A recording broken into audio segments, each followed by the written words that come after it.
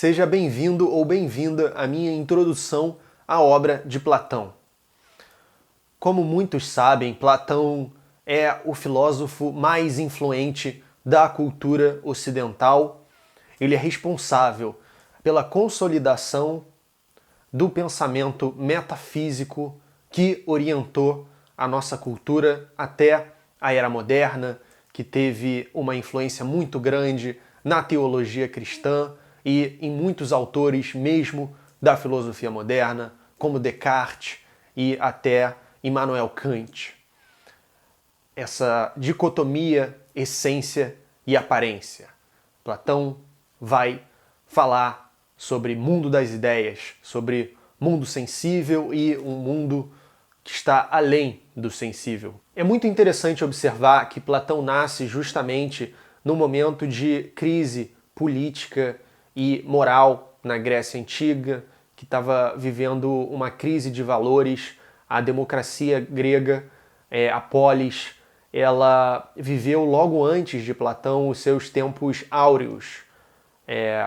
E Platão vai vir justamente nesse momento complicado, e o episódio que vai mais marcá-lo nesse sentido e que vai fazê-lo se voltar muito contra esse problema político, sobretudo, é a morte de Sócrates, é a condenação e morte de Sócrates que ele vai registrar na sua obra e que vai ser uma espécie de prova que a democracia não funciona, que para o Platão as pessoas comuns, o homem ordinário, ele não é capaz de ter as decisões mais sábias e, portanto, a política deveria ficar em cargo do filósofo e, nesse sentido, ou o filósofo deveria se tornar rei ou o rei deveria se tornar filósofo, que vai ser uma de suas teses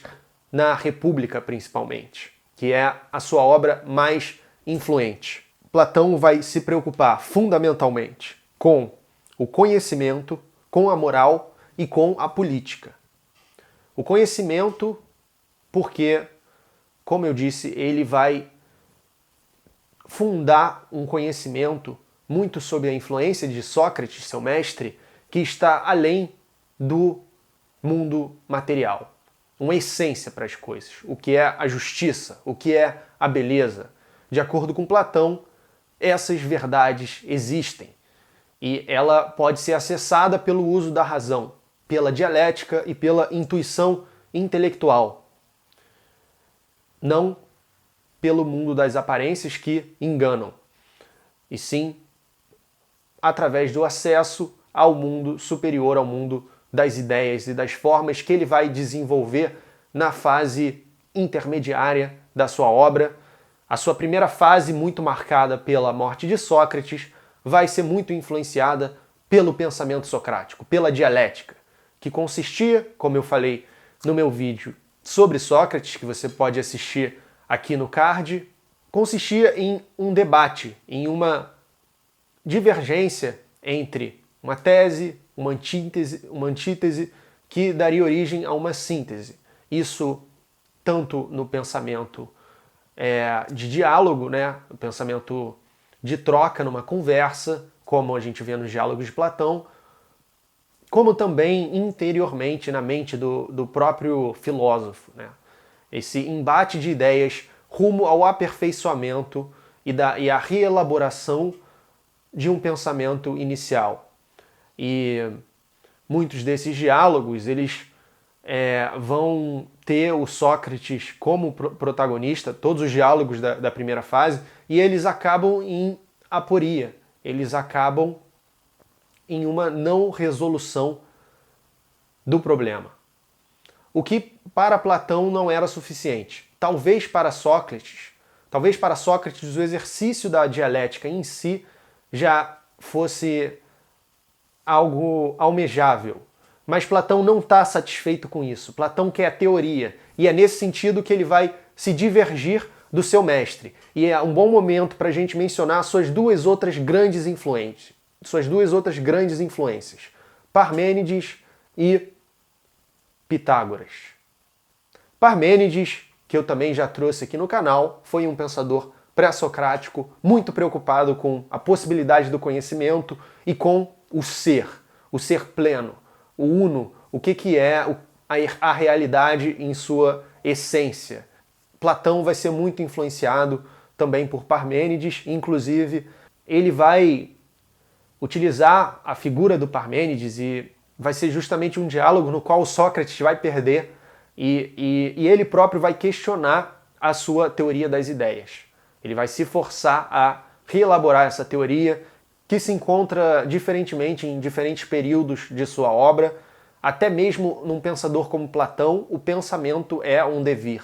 É uma coisa que está em contínuo desenvolvimento. Algo que a gente vai ver em vários filósofos ao longo da história da filosofia. Talvez uma exceção muito estranha seja Schopenhauer, que escreveu a sua grande obra nos seus 26 anos e ficou fazendo comentário a ela a vida toda. Mas a norma é o contrário disso. A norma é um pensamento ir mudando. A gente vai ver isso em muita gente. A gente vai ver isso em Kant, a gente vai ver isso em Nietzsche, a gente vai ver isso em Wittgenstein e a gente viu isso também em Platão mesmo.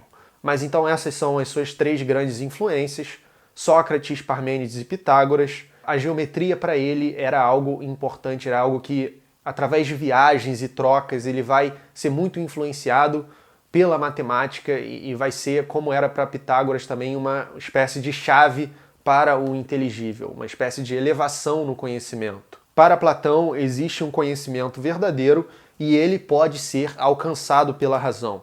Uma vez alcançado, ele deve ser ensinado e constituir a base da sociedade em todos os seus aspectos. Mas, e aqui está a divergência de Platão com seu mestre Sócrates, é preciso que isso seja fundamentado em teoria. Não basta ser o pensamento vivo, não basta o diálogo, não basta a dialética. É preciso fundamentar em teoria, em princípios que possam constituir um edifício de pensamento que vai ser legado e que vai ser a base para todos os aspectos da sociedade. É interessante observar essa divergência porque Sócrates, por exemplo, não escreveu nada. A filosofia para ele era totalmente pura, era pensamento e diálogo. Se você está gostando do vídeo, aproveite para deixar a sua curtida para que ele possa alcançar outras pessoas aqui no YouTube. E se você chegou no canal agora, aproveite para se inscrever e receber vídeos de filosofia e também de cinema toda semana. A gente está falando então de uma universalidade da razão, que tanto para Sócrates quanto para Platão vai ser muito importante e vai ser o alicerce do pensamento metafísico ocidental. Isso que vai também possibilitar o desenvolvimento da ciência moderna mais tarde. Como que é possível alcançar esse saber universal para todas as esferas possíveis, né? Através justamente da razão, da dialética e da intuição intelectual, que é basicamente uma dialética interna. Isso vai na contramão do que Platão estava testemunhando na sociedade ao seu redor, marcada pelos sofistas numerosos e cada vez mais influentes na política. As pessoas que eram boas em oratória na democracia grega tinham um poder enorme, porque para o grupo restrito que podia opinar, que era o grupo de homens atenienses e livres, ou seja, mulheres, estrangeiros e escravos estavam fora, esses poucos homens eles dependiam apenas da sua própria capacidade de convencimento. Eles podiam interferir até em questões militares, por exemplo. Um cidadão podia questionar uma estratégia e mudar o rumo de uma guerra, por exemplo.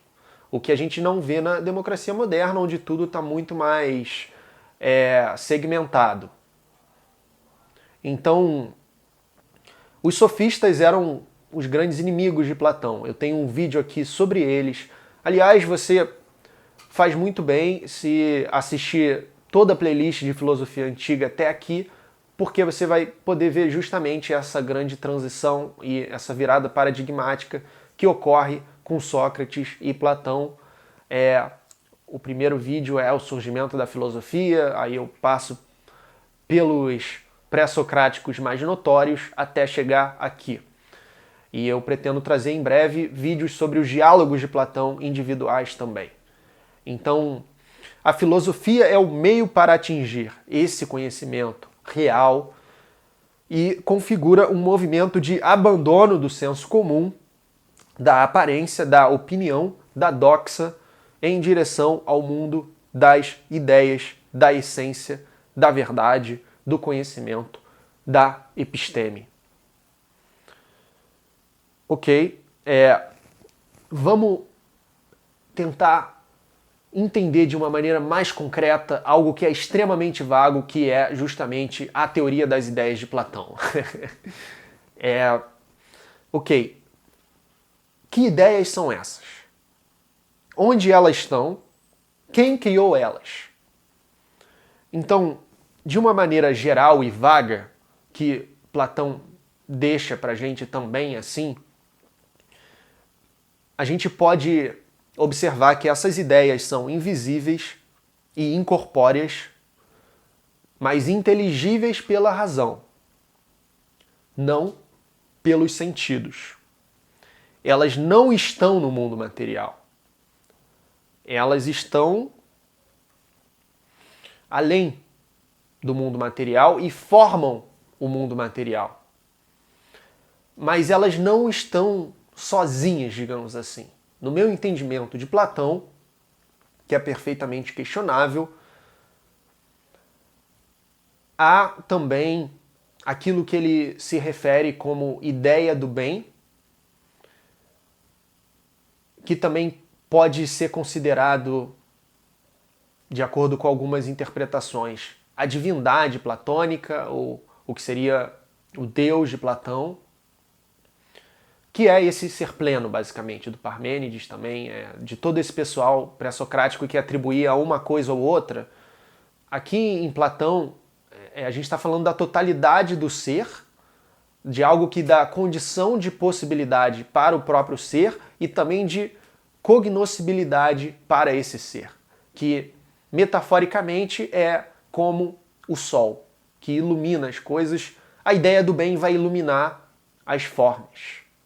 A ideia do bem vai estar... Porque se a gente fosse pensar em formas das formas, a gente ia chegar numa regressão infinita. Então não tem isso. A ideia do bem e as formas não têm uma relação temporal. A ideia do bem não precede as formas. Mas ela é a condição de possibilidade para o próprio ser, para tudo que existe, e também de cognoscibilidade para as formas e o ser. Esse movimento de abandonar o mundo sensível em direção ao mundo das ideias é famosamente ilustrado na passagem da alegoria da caverna ou mito da caverna presente na República, que eu vou ler daqui a pouco. Antes disso, eu vou ilustrar para você a passagem da linha dividida, que tem o mesmo conteúdo que a alegoria da caverna, mas, obviamente, não tem as nuances do discurso mito-poético empregado ali.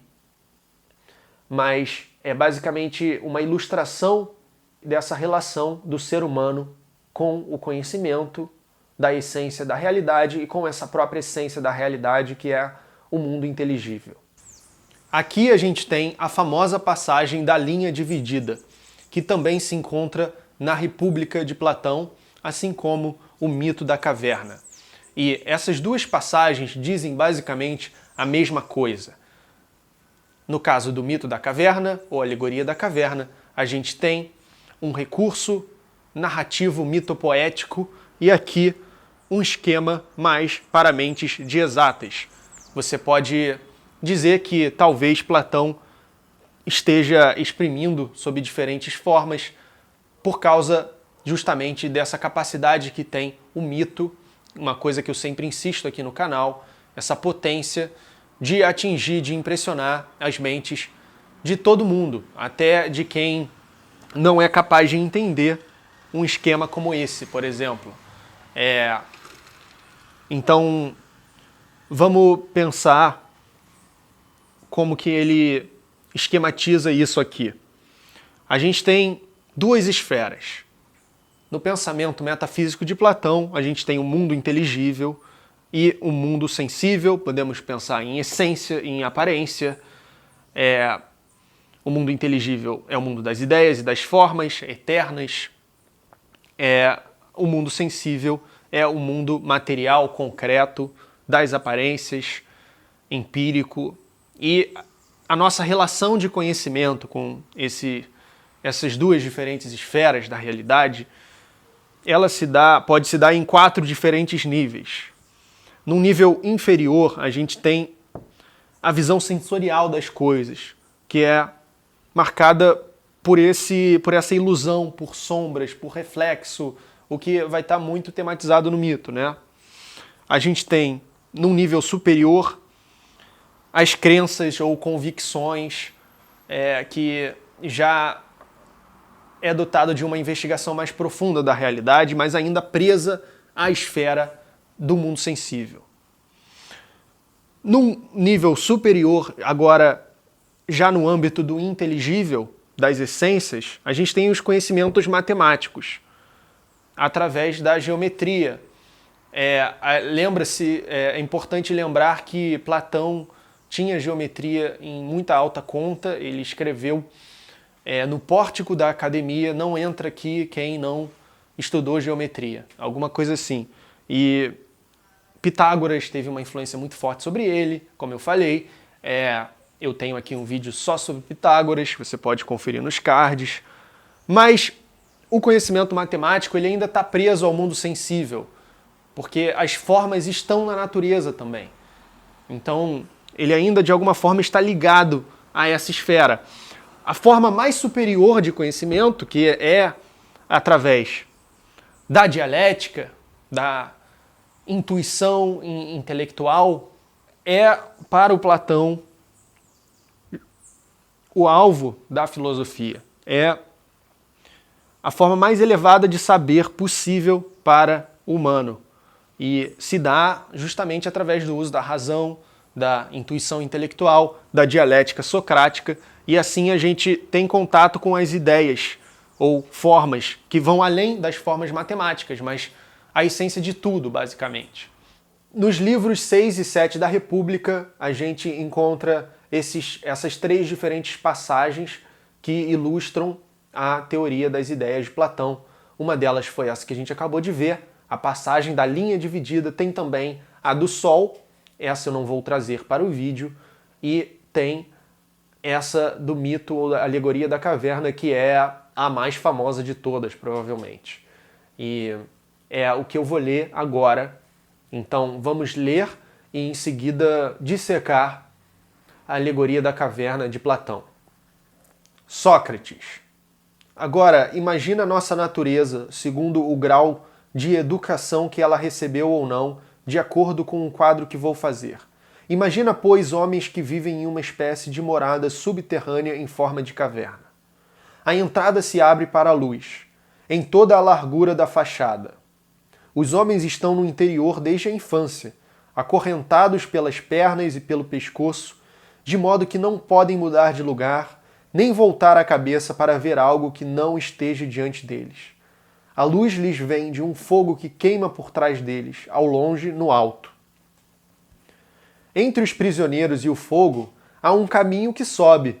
Imagina que esse caminho é cortado por um pequeno muro, semelhante ao tapume que os exibidores de marionetes dispõem entre eles e o público, acima do qual manobram as marionetes e apresentam um espetáculo.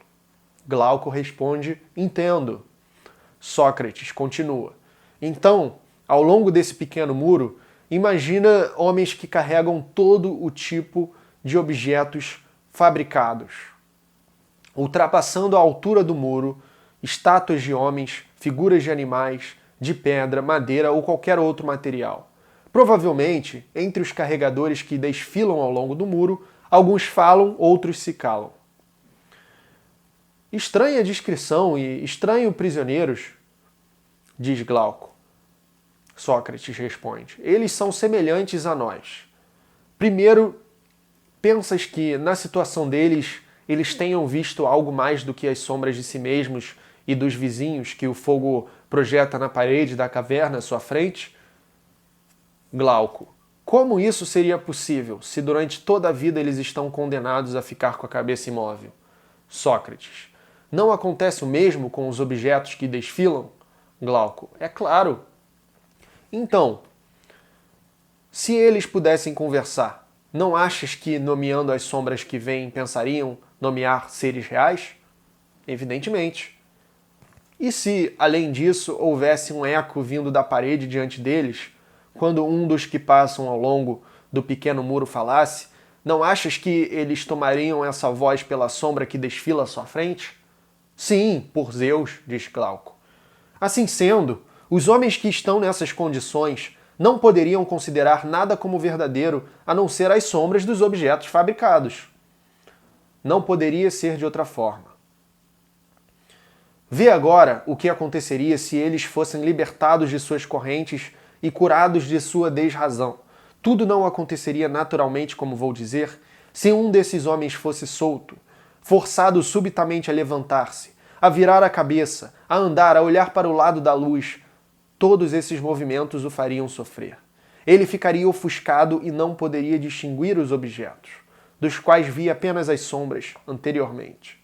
Na tua opinião, o que ele poderia responder se lhe dissessem que, antes, ele só via coisas sem consistência, que agora ele está mais perto da realidade, voltado para objetos mais reais e que ele está vendo melhor? O que ele responderia se lhe designassem cada um dos objetos que desfilam, obrigando-o com perguntas a dizer o que são? Não pensas que ele ficaria embaraçado e que as sombras que ele via antes lhe pareceriam mais verdadeiras do que os objetos que lhe mostram agora? Glauco responde: certamente, elas lhe pareceriam mais verdadeiras. E se o forçassem a olhar para a própria luz? Não pensas que os olhos lhe doeriam? Que ele viraria as costas e voltaria para as coisas que pode olhar e que as consideraria verdadeiramente mais nítidas do que as coisas que lhe mostram? Sem dúvida alguma. E se o tirassem de lá à força, se o fizessem subir o íngreme caminho montanhoso, se não o largassem até arrastá-lo para a luz do sol, ele não sofreria e se irritaria ao ser assim empurrado para fora? E, chegando à luz com os olhos ofuscados pelo seu brilho, não seria capaz de ver nenhum desses objetos que nós afirmamos agora serem verdadeiros? Glauco diz: ele não poderá vê-los, pelo menos nos primeiros momentos. Sócrates: é preciso que ele se habitue para que possa ver as coisas do alto. Primeiro ele distinguirá mais facilmente as sombras, depois as imagens dos homens e dos outros objetos refletidas na água, depois os próprios objetos. Em segundo lugar, durante a noite ele poderá contemplar as constelações e o próprio céu e voltar o olhar para a luz dos astros e da lua, mais facilmente que durante o dia para o sol e para a luz do sol. Glauco diz: sem dúvida. Sócrates diz: finalmente, ele poderá contemplar o sol, não o seu reflexo nas águas ou em outra superfície lisa, mas o próprio sol no lugar do sol, o sol tal como ele é. Certamente. Depois disso, ele poderá raciocinar a respeito do sol, concluir que é ele que produz as estações e os anos, que ele governa tudo no mundo visível e que ele é, de algum modo, a causa de tudo o que ele e seus companheiros viam na caverna. É indubitável que ele chegará a essa conclusão, diz Glauco. Sócrates: nesse momento, se ele se lembrar de sua primeira morada, da ciência que ali se possuía e de seus antigos companheiros, não achas que ele ficaria feliz com a mudança e teria pena deles? Claro que sim. Quanto às honras e aos louvores que eles se atribuíam mutuamente outrora, quanto às recompensas concedidas àquele que fosse dotado de uma visão mais aguda para discernir a passagem das sombras na parede e de uma memória mais fiel para se lembrar com exatidão daquelas que precedem certas outras ou que lhes sucedem, as que vêm juntas e que por isso mesmo era o mais hábil para conjecturar a que viria depois, achas que nosso homem teria inveja dele, que as honras e a confiança assim adquiridas entre os companheiros lhe dariam inveja? Ele não pensaria antes, como o herói de Homero, que mais vale viver como escravo de um lavrador e suportar qualquer provação do que voltar à visão ilusória da caverna e viver como se vive lá? Concordo contigo. Ele aceitaria qualquer provação para não viver como se vive lá. Sócrates diz, reflete ainda nisto. Supõe que esse homem volte à caverna e retome o seu antigo lugar. Desta vez não seria pelas trevas que ele teria os olhos ofuscados ao vir diretamente do sol, naturalmente, diz Glauco. E se ele tivesse de que emitir de novo um juízo sobre as sombras e entrar em competição com os prisioneiros que continuaram acorrentados, enquanto sua vista ainda está confusa, quando seus olhos não se recompuseram, enquanto lhe deram um tempo curto demais para acostumar-se com a escuridão, ele não ficaria ridículo? Os prisioneiros não diriam que, depois de ter ido até o alto, voltou com a vista perdida, que não vale mesmo a pena subir até lá?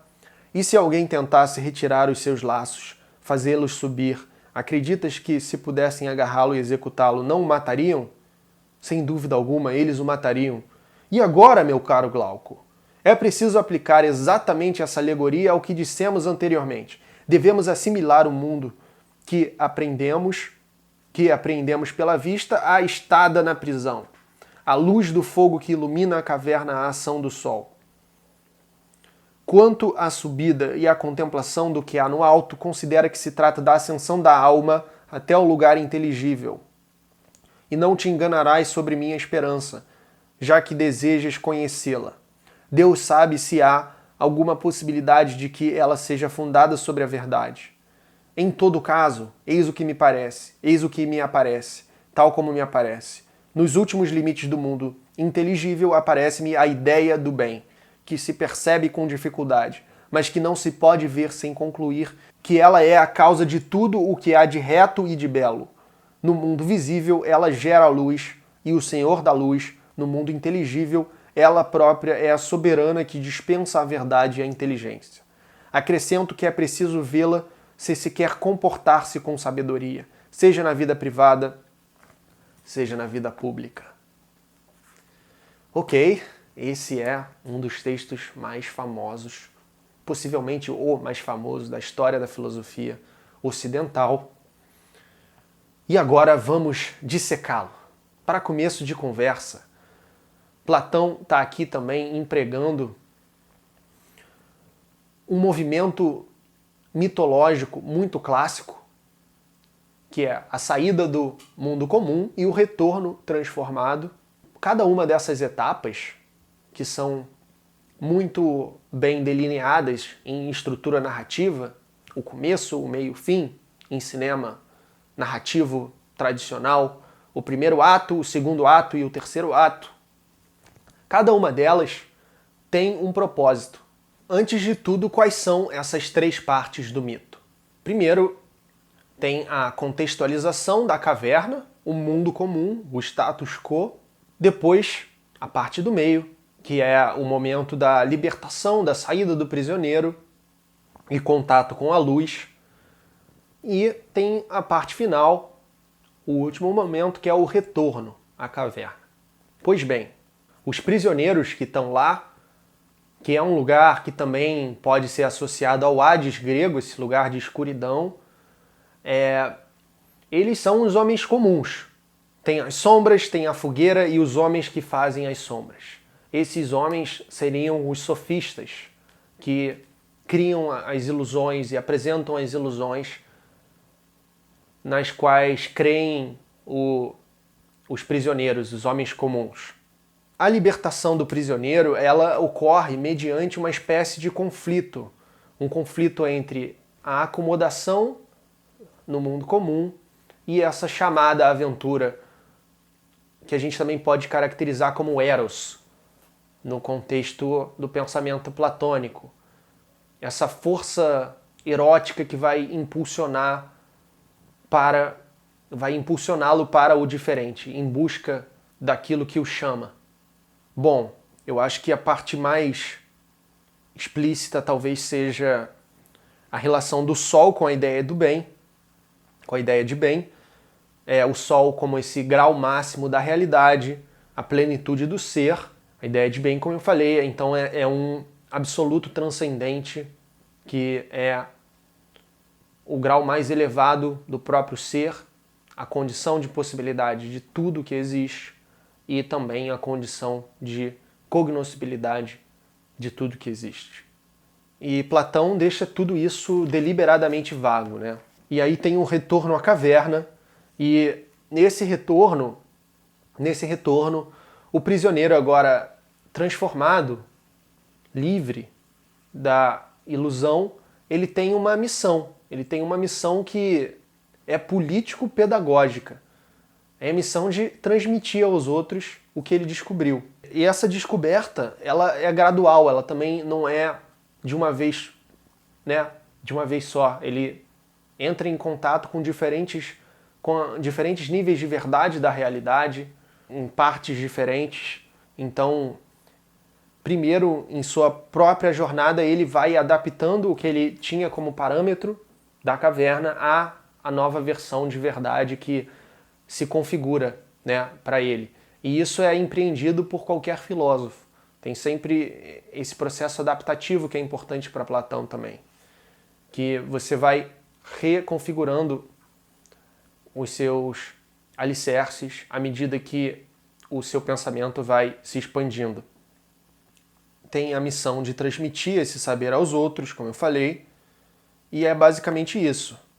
Eu acho que esse é o chão interpretativo, assim. É claro que o mito ele não está restrito, né, a definições, a delimitações, então tem também todo esse lado de narrativa que impressiona a mente e é mais poderoso do que essa conceituação racional do que está sendo comunicado ali. É importante mencionar que essa obra, né, ela vai ter, a obra platônica, obviamente, ela vai ter uma influência muito grande na teologia cristã. Ele está falando aqui de ideia de bem, até de Deus. Então, fora essa dicotomia fundamental, essência e aparência, que vai ser a base da teologia cristã. O Nietzsche falava daquele jeito dele que o cristianismo é platonismo para as massas, né? Uma espécie de platonismo degenerado. Já que eu estou adiantando as críticas, né? A principal crítica provavelmente é a nietzschiana, no século XIX, quando Nietzsche olha para isso como uma doença, como você está negando o mundo que a gente conhece e afirmando um mundo que não está em lugar nenhum. É uma vida doente, é uma vida para o além, é uma vida do fraco, enfim. Né? Tenho diversos vídeos sobre Nietzsche aqui no canal. E a Hannah Arendt também, no século XX, vai criticar muito a forma como Platão trata a política, né? Como se fosse coisa submetida à filosofia, não dá uma autonomia para ela. O filósofo é o único são e tem que cuidar de todo mundo. Tem esse pensamento. E vai estar também nos outros autores da filosofia que vão escrever sobre política, né? Cada um determinando a forma correta, né? E não tratando a política como essa coisa plural e do âmbito da convivência mesmo. É sempre uma tarefa do filósofo isolado, né? E a preocupação de Platão é muito política, né? Em toda a sua obra. Inclusive ele vai ter tentativas frustradas de aplicar as suas ideias ou de influenciar fortemente governos reais. No caso de Siracusa, né? E que dá muito errado, e ele é quase retido lá, mas consegue retornar e passa os últimos anos da sua vida de volta em Atenas com a sua academia. Ele vai morrer escrevendo o Diálogo Leis aos 80 anos, perto dos seus 80 anos. Então agora, para concluir, vamos fazer um panorama dos diálogos de Platão. Então, como vocês podem ver nessa divisão que eu fiz, que é muito baseada, né, numa divisão canônica da obra de Platão, que tem diferenças em manuais distintos de filosofia, mas, em geral, há um consenso na classificação de que os diálogos da primeira fase são conhecidos como diálogos socráticos, e aí tem uma fase intermediária e uma fase final. Há quem divida, por exemplo, isso aqui em duas fases, tem uma fase de maturidade, tem uma fase final ou uma fase de velhice, mas para essa introdução e também para a forma que eu olho para a obra de Platão, eu prefiro dividir assim. E o que distingue essas diferentes fases? Na fase dos diálogos socráticos, a gente tem obras muito marcadas pela morte de Sócrates e que tem ainda um caráter muito tipicamente socrático, que é todo embasado na dialética socrática. Você pode conferir o meu vídeo sobre Sócrates aqui mesmo nessa playlist de filosofia antiga, onde eu falo sobre a dialética socrática, a maiêutica e o pensamento de Sócrates de maneira geral, que foi um pensamento vivo, digamos assim. Sócrates não escreveu, ao contrário de Platão, e o Sócrates que a gente conhece nos vem principalmente através da obra de Platão, assim como de outras fontes, mas muito poucas.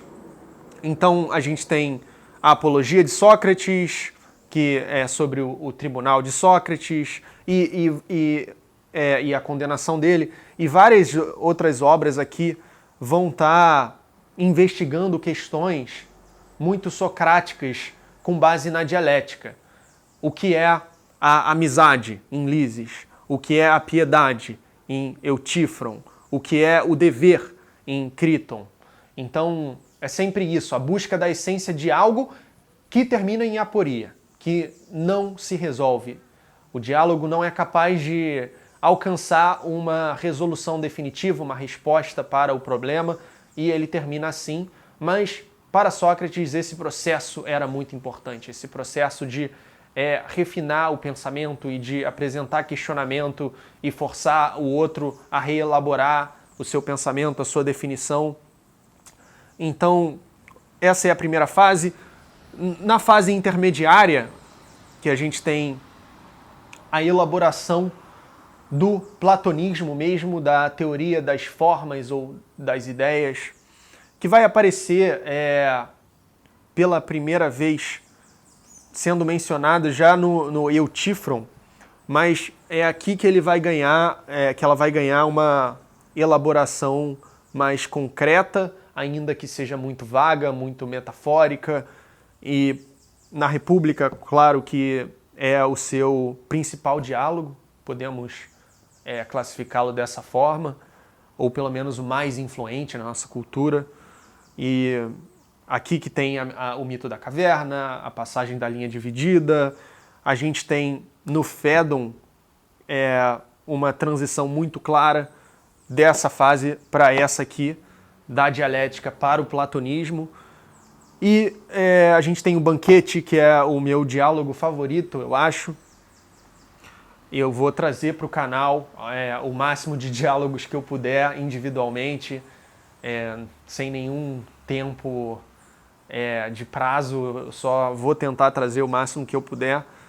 E depois a gente tem os diálogos de maturidade da fase final, que é Platão nos seus últimos anos de vida. Há quem divida isso aqui em duas fases, como eu falei, mas a gente tem questionamentos à teoria das formas e das ideias, que é reelaborada diferentemente em diferentes períodos da obra de Platão. A mais clássica é essa que a gente encontra na República. Aqui ele já vai questionar e buscar reformular a sua teoria. Nesses diálogos aqui, eu acho que talvez, principalmente esses três, Teeteto, Parmênides e o Sofista. No Parmênides, a gente tem o Sócrates perdendo uma discussão, o que é algo muito diferente de tudo que a gente via antes. E é Platão se forçando a repensar e reelaborar a sua teoria. Ele morre escrevendo leis muito perto de seus 80 anos.